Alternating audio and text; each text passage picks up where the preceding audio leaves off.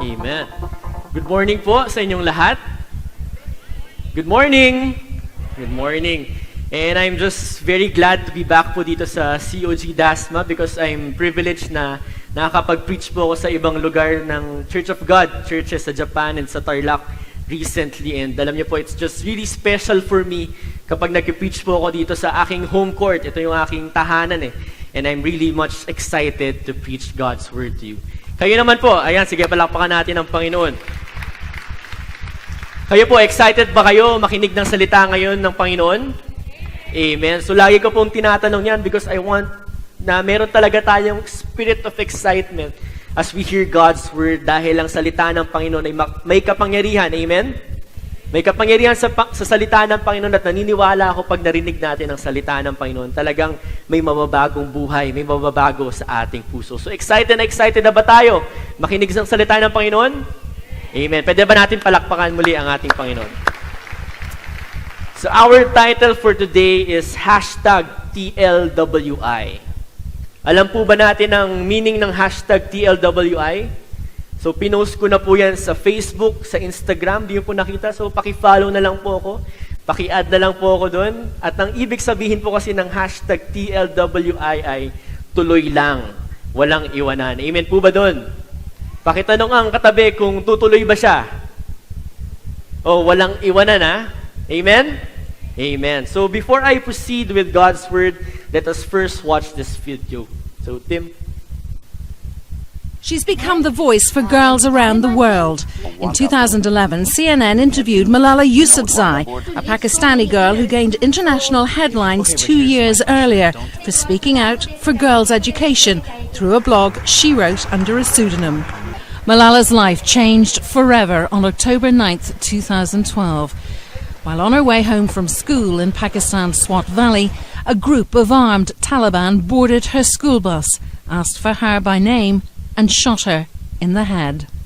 2 of her classmates were also wounded in the attack. But Malala's injuries were so severe, doctors didn't think she'd survive. She was airlifted to a military hospital in Peshawar, where she had surgery to remove the bullet lodged in her shoulder. From the UAE to Germany to the US, doctors from around the world offered to treat the young girl. But ultimately Malala flew to the UK, where she continued treatment at Queen Elizabeth Hospital in Birmingham. Malala was discharged from the hospital in January and underwent reconstructive surgery a month later.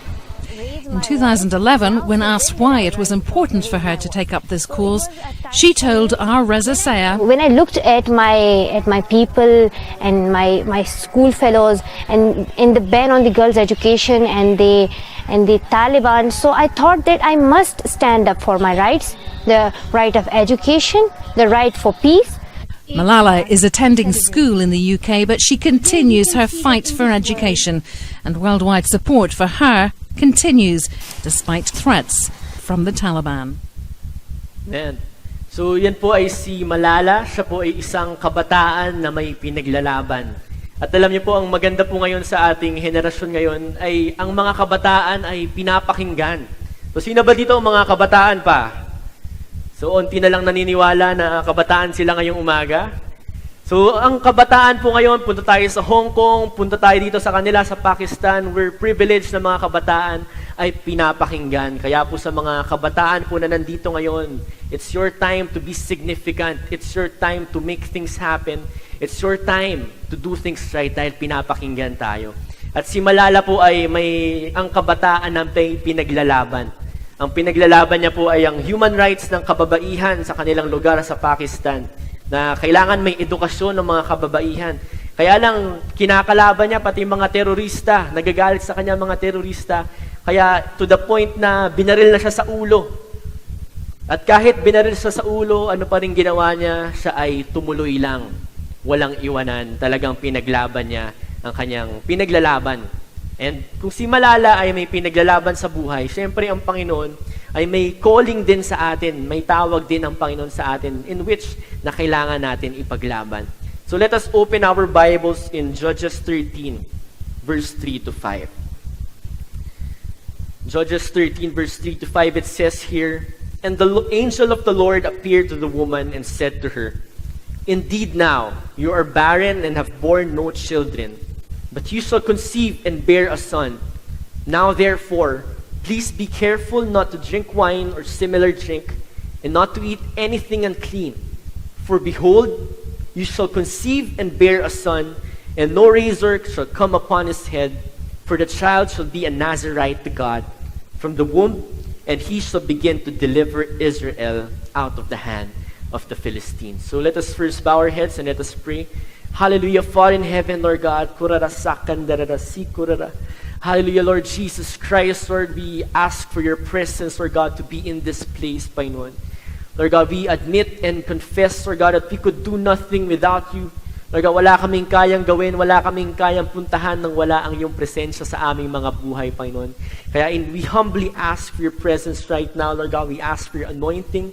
Lord God, we ask for your wisdom. We ask for your favor, Lord God, to move in our midst. At alam namin, Panginoon, pag sinamahan mo kami dito, Lord God, walang isang buhay dito na hindi mababago dahil ikaw, Panginoon, ang presensya mo ang nagbabago, ang nagbe-bless ng buhay sa bawat isa. Lord God, let us enjoy this time with you. And Lord God, we claim the victory and we give you back all the glory and the praise. In the mighty name of Jesus Christ, everybody shout, Amen and Amen. Palakpakan natin ang Panginoon. So dun po sa verse na sinasabi natin dito, ito po ang buhay ni Samson. Kilala ba natin si Samson? Amen. Kilala natin si Samson, ang pinakamalakas na nilalang na nabuhay sa mundo. At si Samson, hindi pa siya pinapanganak, sinabi na ng Panginoon sa kanyang magulang kung ano ang calling ni Samson sa kanyang buhay. Ano ang purpose ni Samson? Siya po ay isang Nazarite, siya ay magiging kagamit-gamit sa Panginoon, siya ay i-deliver niya, ililigtas niya ang Israel out of the hand of the Philistines. At alam niyo po, ngayon umaga, ang bawat isa dito ay alam din ng Panginoon. Bawat isa dito alam ng Panginoon kung ano ang purpose mo sa buhay. Alam ng Panginoon kung anong calling mo, ano ang gagawin mo sa buhay. Sa simula pa lang na hindi ka pinapanganak at paano yun magtatapos, alam na alam ng Panginoon yan. And I believe that each one of us right here ay tinawag ng Panginoon to do something bigger and better for the Lord. Amen ba doon? Amen. Yan ang tawag sa atin ng Panginoon ngayon. Kaya lang, tatanungin natin ang ating sarili. Alam po ba natin ngayon kung ano ang calling natin sa buhay? Di ba magandang pag-isipan yan? Kasi may calling ang Panginoon sa atin. Pero ano ba talaga ang calling mo? Ano ba ang calling ng bawat isa dito? Baka kung sino-sino tinatawagan lang natin dito.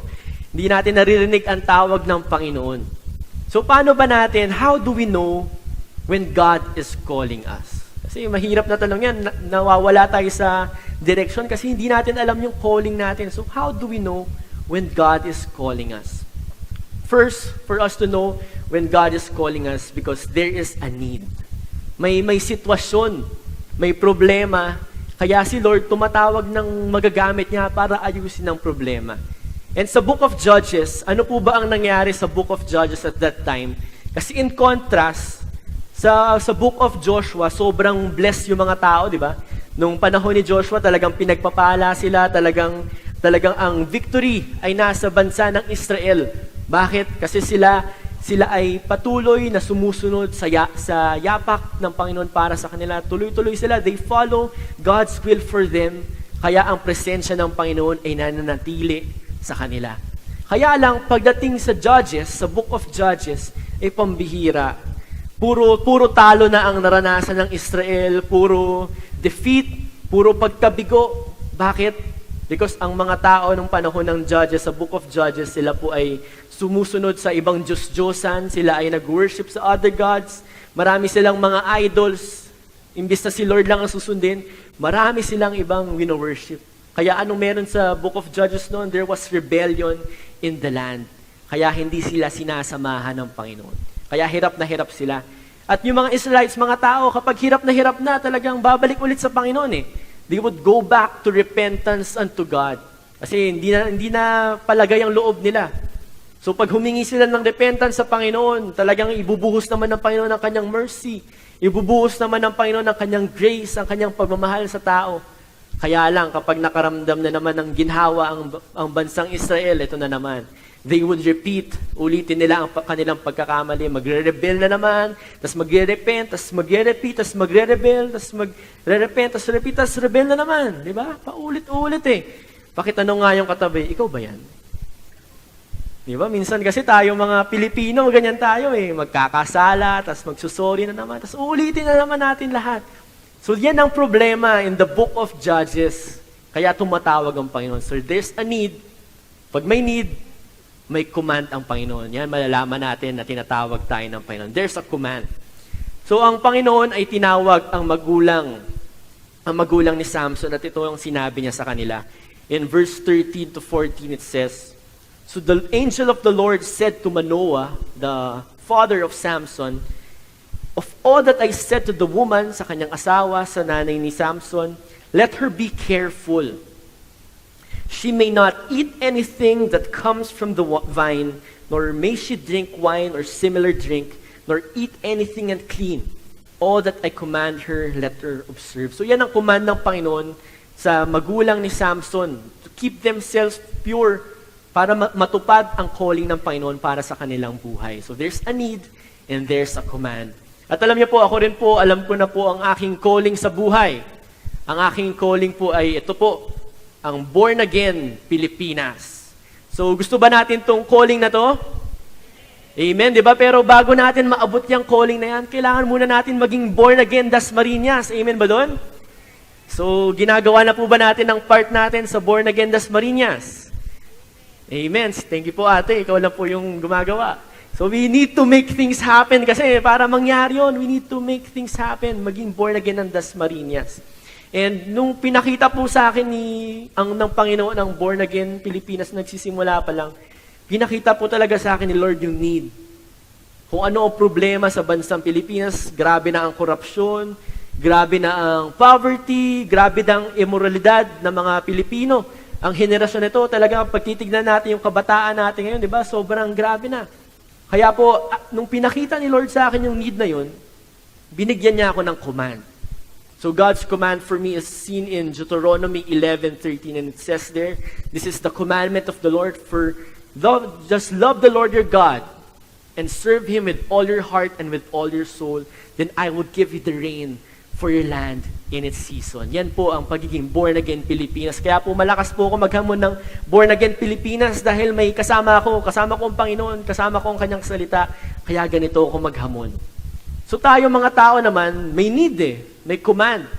Pero depende pa rin sa atin kung anong gagawin natin sa need. Kita naman natin yung need, pero minsan wala naman tayong pakialam. Okay lang, bahala ka dyan. Gagawin ko yung sarili kong gusto. May command ang Panginoon, pero tayo, bahala ka. Wala akong pakialam sa command, hindi ako susunod dyan, pwede yun ang gawin natin. But what is the essence? Ano bang blessing kapag tayo ay sumusunod sa kagustuhan ng Panginoon? So sa verse 24 to 25 it says, So the woman bore a son and called his name Samson. So yung calling ng Panginoon para sa magulang ni Samson ay natupad na. Nanganak na sila, si Samson. Ibig sabihin, ang magulang ni Samson ay tinupad ang nakita nila ang need. Sinunod nila ang command ng Panginoon, kaya ito na. Mangyayari na ang gusto ng Panginoon para sa kanilang buhay, magiging kagamit-gamit na sila. And what happened when they obeyed God's command, when they followed God's calling for their life, and the child grew. Grabe, pinagpalang kanilang anak, and the Lord blessed him, and the Spirit of the Lord began to move upon him. So what happens what is the blessing when we follow God's calling in our lives? The Spirit of the Lord remains when we fight for our God-given calling. Gusto ba natin yun? Gusto ba natin yung presensya ng Panginoon sa ating buhay? Siyempre, gustong-gusto natin yung presensya ng Panginoon sa ating buhay. Bakit? Kasi yan lang ang dahilan kung bakit tayo nandito sa mundo. Yan lang ang dahilan kung bakit tayo nagtatagumpay. Yan lang ang dahilan, di ba? Kaya tayo nakakagalaw. But we need to fight for our God-given calling. If you want God's presence, want God's Spirit to remain upon us. At paano ba yung fight? Baka hindi tayo marunong lumaban. What does it mean to fight for our God-given calling? It only means that we stay on track. Sabihin nga natin yung stay on track. Tuloy lang, walang iwanan. Kung anong pinapagawa ng Panginoon sa atin, kung anong calling niya sa buhay natin, diretso lang tayo. Huwag tayo lilihis ng landas. Let's stay on track. Let's fight for it. Kasi talagang minsan, talagang babagyuhin tayo at malilihis tayo ng landas. But God wants us to stay on track that His presence may just flow in our lives. Amen po ba doon? Amen. Kaya lang, minsan talagang na-out of track tayo eh. Minsan talagang nalilihis tayo ng landas. Talagang yung kaaway, ilalayo tayo sa Panginoon. Tulad sa kwento ni Samson and Delilah. Alam natin tong kwento ni Samson and Delilah. At dito talaga nalihis ang landas ni Samson eh. In Judges 16 verse 4 to 15 it says, "Afterward it happened that he loved a woman in the valley of Sorek, whose name was Delilah." Ayun pala ang dahilan na in love si Samson. Sino ba dito mga in love? Ayun, wala nang in love. Kasi kung may in love dito, ingat kayo. Baka malihis kayo ng landas. Kung kanino-kanino tayo sumama. Diba? "And the lords of the Philistines came up to her and said to her, 'Entice him and find out where his great strength lies. And by what means we may overpower him, and every one of us will give you 1,100 pieces of silver." So binabribe na nila si Delilah, mga Philistines. So ngayon si Delilah, nagustuhan yung offer, kinausap na si Samson. Sabi niya, "Please tell me where your great strength lies, and with what you may be bound to afflict you." So Samson answered her, "If they bind me with 7 fresh bowstrings, not yet dried, then I shall become weak and be like any other man." So yung mga Philistines po, ginawa po yung pinapagawa ni Samson. Naniwala sila doon sa sinabi ni Samson sa kanila. So nangyari na yon at nag-aabang na sila. Inaantay nila. Gusto kasi nila pabaksakin talaga si Samson dahil sobrang lakas. So ano nangyari? Delilah said to him, "The Philistines are upon you, Samson." Yan lang, parang walang buhay pag ako nagsabi. Parang hindi nagising si Samson eh. Pwede nyo ba akong tulungan dito? Pwede ba pag nakita natin yung "the Philistines are upon you, Samson", pwede ba kayo yung magsasabi nun? Okay lang? Amen. So try natin. "And Delilah said to him," naku, hindi pa rin narinig eh. Pwede bang isa pa? "And Delilah said to him." Yun, nagising na. Kaya lang, wala nangyari, hindi nag-effect, hindi pala totoo ang sinabi ni Samson kay Delilah. So hindi pa rin nila nalaman kung ano ang secret ni Samson. So Delilah said to Samson, "Look, you have mocked me and told me lies. Now, please tell me what you may be bound with." So Samson said to her, "If they bind me securely with new ropes and have never been used, then I shall become weak and be like any other man." So ginawa na naman ni Delilah to kay Samson, tinali niya nga. And then Delilah said to him, naku, ano po yan? Audience participation po yan. May grade po tayo mamaya. So Delilah said to him, ayos, sige, pwede na yan. Kaya lang, wala pa rin nangyari sa ginawa nila kay Samson, hindi pa rin nila nakuha kung anong secret ni Samson. So ito na si Delilah, babalik na naman kay Samson. Feeling niya siguro betrayed na siya kasi nagsisinungaling. Mahal mo ba talaga ako? Nagsisinungaling ka sa akin eh. Sa mga nagmamahal po ba dito, yung minamahal po ba natin ay nagsisinungaling sa atin? May ganun po ba tayo? Okay lang yan. Minahal mo eh. Panindigan mo yan. Di ba? So tuloy lang. Walang iwanan. Di ba? So ito sabi ni Delilah kay Samson, "Until now, you have mocked me and told me lies. Tell me what you may be bound with." So Samson said to her, "If you weave the 7 locks of my head into the web of loom." So she wove it tightly with the batten of the loom, and Delilah said to him, so tulog na tulog pa talaga tayo. Pero si Samson, nagising pa rin doon, but he awoke from his sleep and pulled out the batten of the web of the loom. Then she said to him, "How can you say that I love you when your heart is not with me? You have mocked me all these 3 times and have not told me where your great strength lies." So si Samson po ay nakikipaglaro kay Delilah. Niloloko-loko niya na para hindi malaman yung great strength niya. Nakikipaglaro siya. Kaya lang para din pala tayong si Samson na nakikipaglaro. Saan tayo nakikipaglaro? Tayo ay nakikipaglaro sa kasalanan. Akala natin okay lang makipaglaro sa kasalanan, pero sa dulo hindi natin alam kung saan tayo dadalhin yan.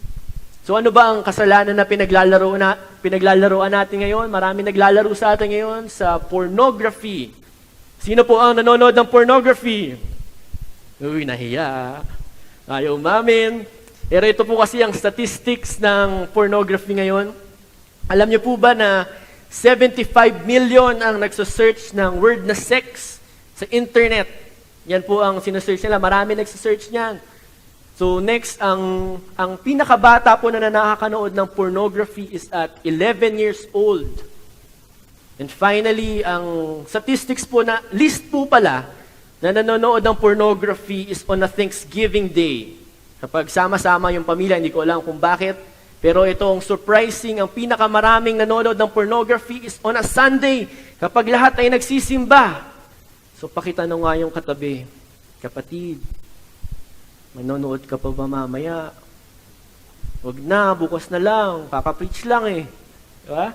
So yan po ang statistics natin ngayon. Yan ang statistics ng pornography ngayon. So makikipaglaro tayo sa kasalanan kasi wala naman nakakakita. Wala naman nakakapansin. Tayo lang mag-isa. Wala naman. Di ako masasaktan dyan. Kaya lang later on, ano nangyayari? 1 in 3 Filipino youth, age 15 to 24 years old, grabe batang-bata has already engaged in premarital sex. So sige, laro-laro ng pornography, parang wala naman nangyayari, pero later on, mag-end up, di na namalayan. Mapupunta na sa kasalanan na hindi na makaalis, hindi na makalipad, di na makaalis dun sa sitwasyon na yon. At bakit tayo nadadala dito? Ano ba ang nagtitrigger sa bawat kabataan na nandito, sa bawat Kristiyano? Wala yan. Kung Katoliko, Kristiyano, wala yan. Talagang tempted tayo, talagang nagkakasala tayo lahat eh. Di ba? So ano bang nagtitrigger sa atin dito? Alam niyo po, emotion is a killer. And it makes you surrender. Grabe, pag ang emotion maganda eh. Kaya lang pag nagamit sa masama, talagang papatayin tayo niyan. Kasi minsan, na-inlove lang. So, na-inlove lang, na minsan lang nakakita ng maganda, na-inlove lang. O sige, let's do this. Ayun na, dami ng panganay. Di ba? O tapos nagalit lang, sobrang nagalit lang sa isang tao, ayun, nakapatay na. Tapos ito, simple lang. Napagalitan lang ng nanay, napagalitan lang ng tatay, sumama yung loob ng isang kabataan at naapektuhan yung kanyang emosyon.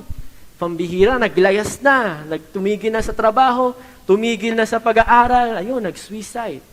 Diba? Ganun yung mga nangyayari ngayon eh. Because of emotion is a killer and it really makes you surrender. Nililihis talaga tayo ng landas nito. At ito po ay totoo. Bakit? Kasi ito po ay nangyari kay Samson eh.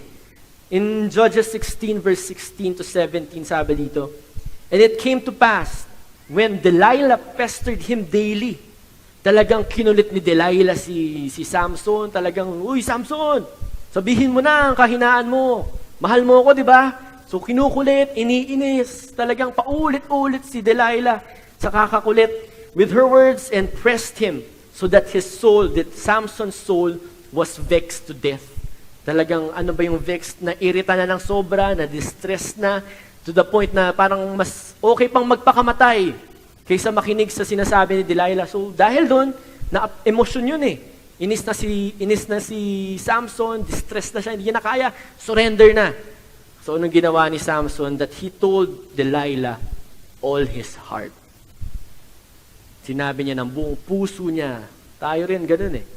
Imbis na ang puso natin ay para lamang sa Panginoon. Di ba? Yun yung dapat eh.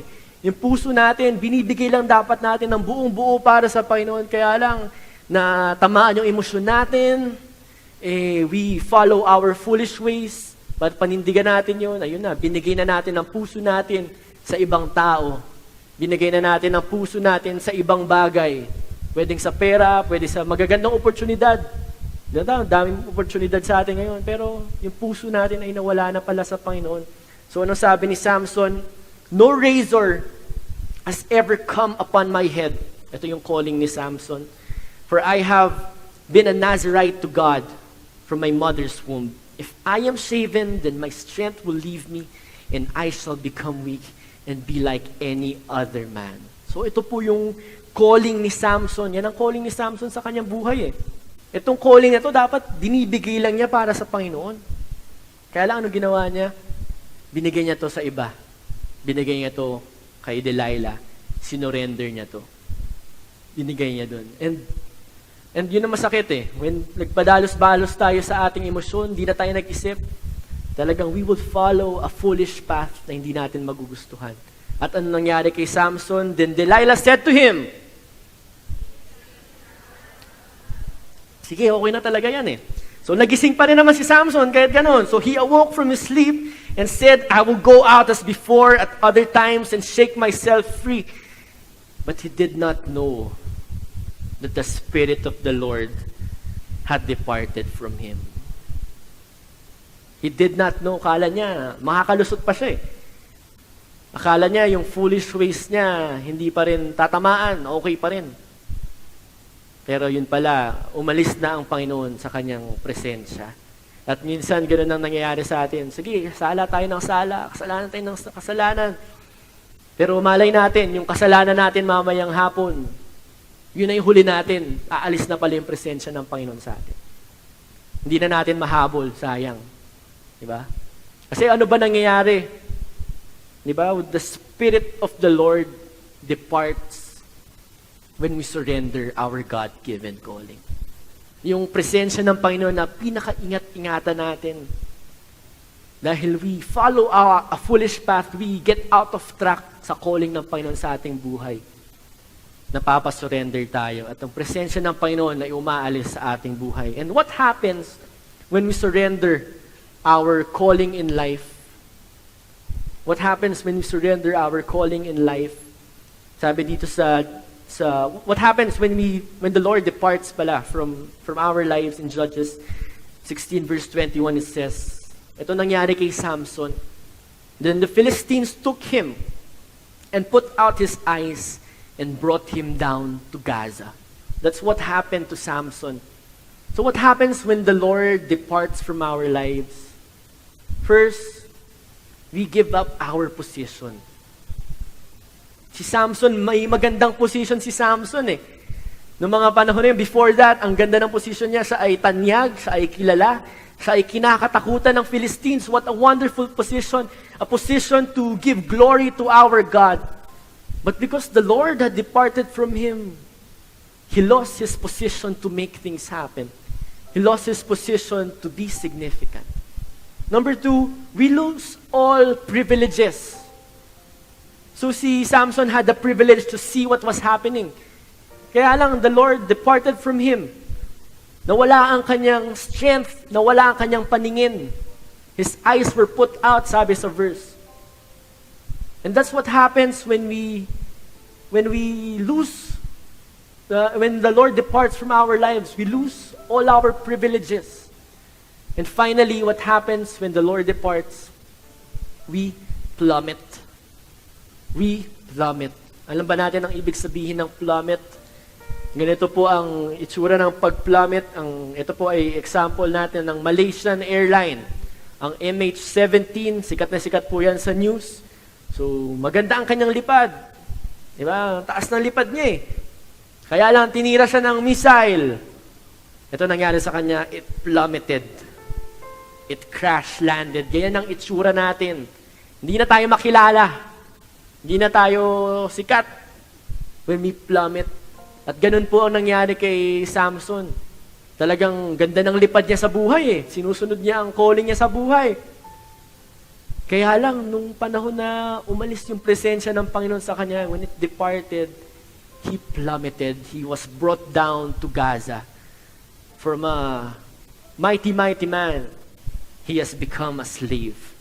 At hindi na siya makilala. Sino na si Samson nung panahon na yun? So yan pong tatlong P po yan eh. Kung hindi po natin napansin, ang position, privilege, and plummet. Yan pong tatlong bagay na yan ay totoong-totoo po yan dahil yan po ay nangyari sa aking buhay. Back in 2009, yun po ang career high ko po nung panahon na yun sa ministry. Ang ganda po ng position ko sa church. Ako po ay nag-lead na sa drummers. Ang pamilya ko po ay masaya kaming pamilya. Tapos po ako ay nakapasok sa isang tanyag na eskwelahan dito sa Pilipinas. E noong mga panahon na yun po yung panahon na gamit ako. Talagang ginagamit ako sa pagdadrum sa lahat ng concert dito sa church. Ako po ay umaarte, pag may play, ako ay kumakanta, sumasayaw, lahat na. Diba? Akala ko talaga nun, ang gwapo-gwapo ko eh. Kasi lagi ako nandun sa ilaw, ako ay lagi nasa limelight. Tapos marami akong pera noon, marami akong allowance. Diba? Kaya lang, ako po ay na-in love. Yung po nangyari sa akin na nakiliti yung aking puso, ako'y umibig ng isang babae, parang si Samson. At dahil po ang emosyon ko po ay na-trigger, ako po ay medyo nalihis ng landas sa Panginoon. I took a foolish path in my life. At yung mga panahon na yon, hindi na po ako sumusunod sa aking magulang, nagsisinungaling po ako sa kanila. Tapos, hindi na rin ako sumusunod sa aking mga leaders. Talagang pinaglalaban ko ang aming pagmamahalan. Parang teleserye, no? Pinaglalaban ko yung aming pagsasama until the point na wala na pala. Hindi ko na pala kasama ang Panginoon sa aking mga ginagawa. So, sa aking ministeryo na wala yung aking position to lead, ang masayang pamilya, ang grabe, ang tahimik doon sa bahay namin because my parents were really disappointed. Dahil hindi na ako nagsiset ng good example dito sa simbahan. Pambihira, kandabagsakan lahat ng grades ko sa eskwelahan. Because I'm walking a foolish path. Sinurrender ko yung calling ko sa buhay. Tapos lahat ng talento, lahat ng privilege na yon, mga privilege, mga looks, wala na. Sino ba tong si AJ Velasco? Wala na. Diba kasi the Spirit of the Lord departed from me. And I really plummeted hard. Talagang nag-crash land ako. Ang ganda-ganda ng takbo ng buhay ko eh. Diba? Ang ganda ng pagkakamada ng Panginoon sa akin back in 2009. Kaya lang, winalangya ko ang calling ng Panginoon para sa aking buhay. Hindi ko binigyan ng importansya, binasura ko.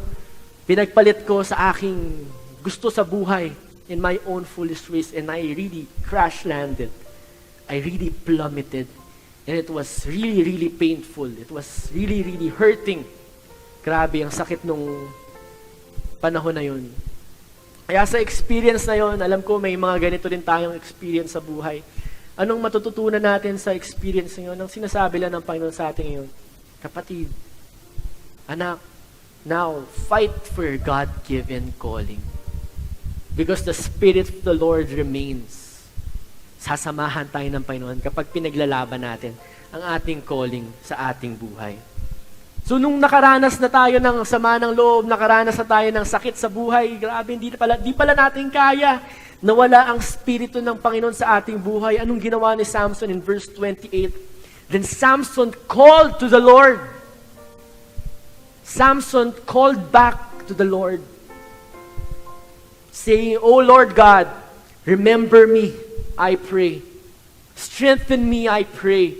Just this once, O God, that I may with one blow take vengeance on the Philistines with my two eyes.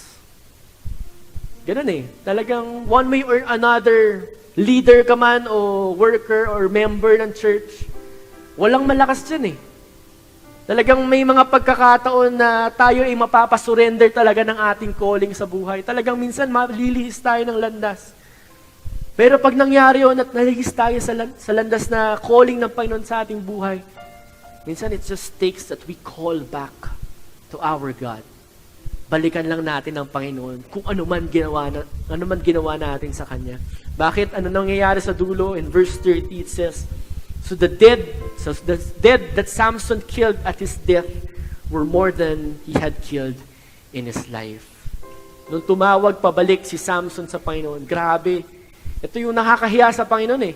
Kahit anong kasalanan ang ginawa natin sa Kanya, still, kapag humingi tayo ng tawad, pag bumalik tayo sa Kanya, yung pabor niya, ibubuhos na naman niya, yung pagmamahal niya, ibibigay na naman niya, hindi siya magdadalawang isip para patawarin tayo, hindi siya magdadalawang isip para ibigay yung mercy niya, hindi siya magdadalawang isip na mahalin at yakapin tayo ulit. Ganyan kabuti ang ating Panginoon. Bakit? Kasi gusto lang niya na lumakad tayo sa magandang landas. Dahil ang Panginoon, ang tatay natin sa langit, gusto tayong samahan eh. At ito yung calling niya para sa ating buhay in Judges 13 verse 5. This is Samson's calling. Sabi dito, for the child shall be a Nazarite to God from the womb, and he shall begin to deliver Israel out of the hand of the Philistines. At true enough, nung bumalik si Samson sa kanyang calling, nasa katuparan ang sinabi sa kanya ng Panginoon. At sa atin, ganito rin. Ito rin tayo eh. Tayo, we are children of God. We are called to be His child. We are called to be Christians, to be proclaiming His holy name, to be significant, to make things happen, to make the city change. And we are called to deliver the Philippines. We are called to deliver the Philippines out of the hand of the enemy, out of the hand of the corruption, of poverty, of immorality. This is what we are called to do so. Kaya sinasabi ng Panginoon, tuloy lang.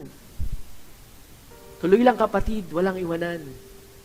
Because the Lord has something great in store for you. He has something bigger and better in store for you. Kaya lang tayo ay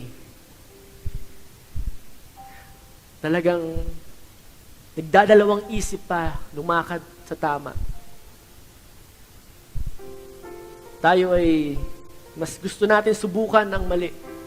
To walk in our foolish path. Kaya lang, wala ang presensya ng Panginoon dun eh. Ang presensya ng Panginoon ay nandun kapag we fight for our God-given calling. At tulad nga po na sabi ko kanina, one way or another, tayong lahat dito ay napasuko ng kaaway. Tayo ay nagkamali. Tayo ay nag-give up. At wala yung presensya ng Panginoon sa atin ngayon. Kaya hirap na hirap tayo lumaban. Hirap na hirap tayo dumakal. But today, do you want God's presence to go with you? Gusto ba natin ang presensya ng Panginoon ay sumama sa atin ngayon? Amen. We all want God's presence because God's presence is truly heaven to us.